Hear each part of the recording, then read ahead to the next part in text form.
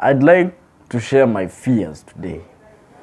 My fears about the direction that our country is taking in terms of debt. Our president, Uhuru Kenyatta, a person whom I really respect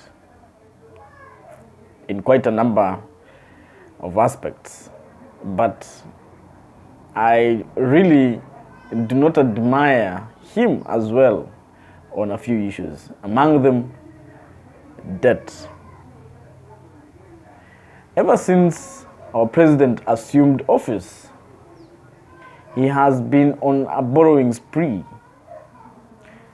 He has been taking debts from countries, and I'm well aware that within government there are the advisors who are people who are economists. We have people who are well educated in government, who have read books, who have read from history, who have read from countries that failed, who can see the prospects of the country. And furthermore, we have people who can use common sense in government. And we have citizens also who can use common sense, and as well as those who are learned in various aspects of the economy, governance, and so on and so forth. But what really disturbs me is that even out of all those lessons, seemingly it's like our president does not seem to understand what kind of a ditch he's trying to put this country in. A very deep abyss of indebtedness. We have seen countries go to their knees simply because they could not repay their loans. I'm not saying Kenya is among them or is headed in that direction, but we have seen, like this year 2020, this month of October, we're already seeing Zambia, the president already, Edgar Lungu, already complaining of him having sleepless nights because of the country's indebtedness.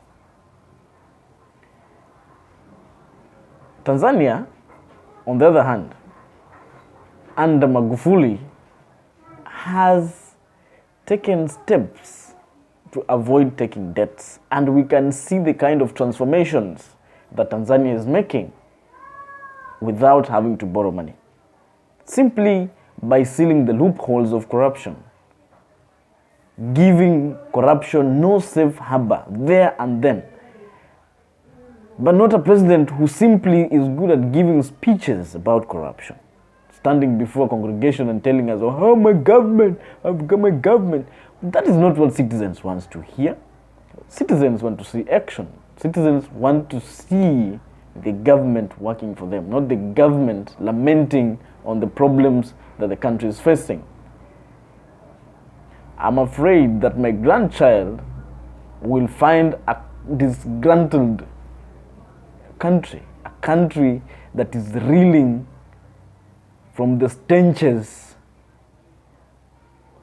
of debt, having to pay high taxes, having to pay high rates, having to buy goods at inflated prices simply because of debts. And so it is significant enough that we begin to learn.